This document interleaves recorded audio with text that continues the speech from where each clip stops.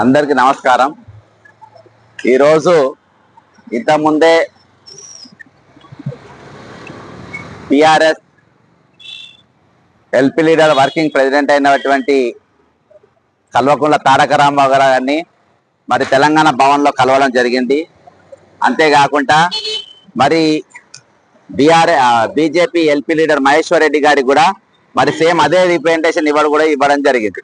ముఖ్యంగా ఏంటంటే హైదరాబాద్ బాధితులకు వాళ్ళు ఎటువంటి నియమ నిబంధనలు లేకుండా ఈరోజు గవర్నర్ ఒక ఆర్డినెన్స్ అడ్డం పెట్టుకొని ఈరోజు మున్సిపల్ చట్టాన్ని మరియు రెవెన్యూ చట్టాన్ని పంచాయతీరాజ్ చట్టాన్ని ఇరిగేషన్ చట్టాన్ని వీటన్నిటి కూడా అధిగమించి దాన్ని బుల్డోజ్ చేసి ఈరోజు హైడ్రా అనేది మరి హైదరాబాద్ లా చుట్టుపక్కల ప్రాంతాలున్న ఇండ్లు మొత్తం కూలగొట్టింది। ఒక ఇల్లు అనేది ఒక మధ్యతరగతి కుటుంబానికి వాళ్ళ జీవిత కాలంలో పెట్టుకున్నట్టు ఒక ఆశయం ఉంటది। ఒక ఇంటికి ఒక పెళ్లి చేయాలి, ఇల్లు కట్టాలి అనేది పెళ్లి చేసి చూడు, ఇల్లు కట్టి చూడు అనేది ఒక సామెత ఉండే। ఆ సామెతలా వాళ్ళు ఒక సామెత నెరవేర్చి అటు ఇటు చేసి ఒక ఇల్లు కట్టుకొని వాళ్ళ ఇంట్లో ఉన్న తరుణంలో అందులో కనీసం గిన్నెలు తీసుకునే టైం ఇవ్వలేదు। అన్నం తింటుంటే అన్నం మీదకెళ్ళి పక్కనకెళ్ళి లేపి బుల్డోజర్లతో వాళ్ళ ఇల్లు దొక్కించిన పరిస్థితి। మరి వాళ్ళు బయటకు వచ్చిన తర్వాత వాళ్ళ పరిస్థితి ఏమైంది? మరి వాళ్ళు ఎక్కడ పడుకున్నారు ఈ రోజు రాత్రి? అసలు వాళ్ళు ఈ భారతదేశ పౌరుల లెక్క కూడా చూడలే, ఈ తెలంగాణ పౌరుల లెక్క చూడలే, వాళ్ళు ఎవరో శత్రువులు లెక్క ఈ రోజు చూసిన పరిస్థితి। కాబట్టి అంత భయానకంగా వాళ్ళ గూలగొట్టింది। కాబట్టి ఈ రోజు ఇప్పటి వరకు కూడా నేను దీన్ని ఈ 3 నెలలకెళ్ళి మరి ఇదే ఆపరేషన్ పైన ఈ రోజు ఉండడం జరిగింది।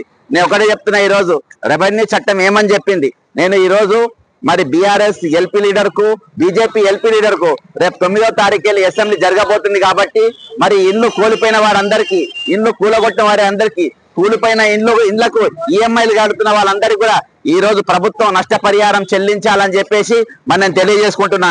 రెవెన్యూ చట్టంలో నీట్గా చెప్తుంది, ఈ 2 పదాలు చదవకుండా, ఎందుకంటే రేపటి దినాన వచ్చే రోజుల్లో మరి రేవంత్ రెడ్డి అసంటోడు ముఖ్యమంత్రి కావచ్చు, రంగనాథ్ అసంట అయినా మరి హైడ్రా కమిషన్ కావచ్చు, మరి ఇవి కూలగొట్టవచ్చు అని చెప్పి అనుకొని ఆ రోజు మరి చెప్పిండ్రు।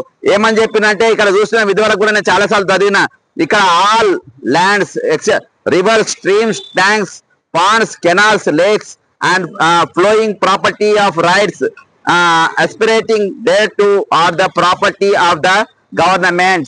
ప్రభుత్వం ఇవన్నీ ప్రభుత్వం చెందిన, కానీ ఎక్సెప్టింగ్, ఎందుకు ఎక్సెప్టింగ్ అని పెట్టింది?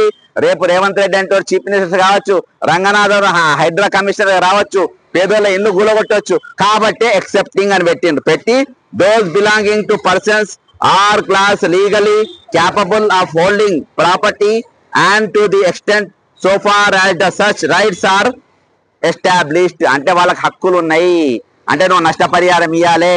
అదే విధంగా ఇరిగేషన్ చట్టం ఏం చెప్పింది? ఇవన్నీ చట్టాలు పెట్టి నేను ఇరిగేషన్ చట్టం కూడా ఈరోజు ల్యాండ్ ఎక్వేషన్ యాక్ట్ తోని మీరు ప్రొవైడెడ్, అంటే మీరు ఇవి మీయే కానీ provided that compensation in case of acquired occupancy right being so extinguished shall be paid under the land acquisition act।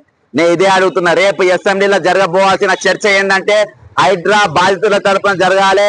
దాదాపు కొన్ని లక్షల మందిని నిరాశ్రయం చేసిండ్రు, లక్షల మందిని రోడ్ల పాలు చేసిండ్రు, లక్షల మందిని రోడ్ల మీద వేసిండ్రు। కాబట్టి ఈ రోజు వాళ్ళందరూ కూడా నష్టపరిహారం ఇవ్వాలని చెప్పేసి ఈ చట్టం చెప్పింది, తెలంగాణ రెవెన్యూ చట్టం చెప్పింది, తెలంగాణ ఇరిగేషన్ చట్టం చెప్పింది, ఈ రోజు రైట్ టు ఇమేజ్మెంట్ యాక్ట్ అనేది ఒకటి ఉన్నది, ఆ యాక్ట్ కూడా చెప్పింది। కాబట్టి ఈ రోజు గవర్నర్ దగ్గర ఎక్కడ కూడా ఇల్లు కూడా కొట్టమని చెప్పలేదు, ఇల్లున్నోళ్ళ ఇండ్ల దగ్గర బయట దాని స్ట్రక్చర్స్ కూలగొట్టమన్నారు కానీ ఇంట్లో కూలగొట్టమని చెప్పలేదు। దీని మీద అసెంబ్లీలో చర్చ జరగలేదు।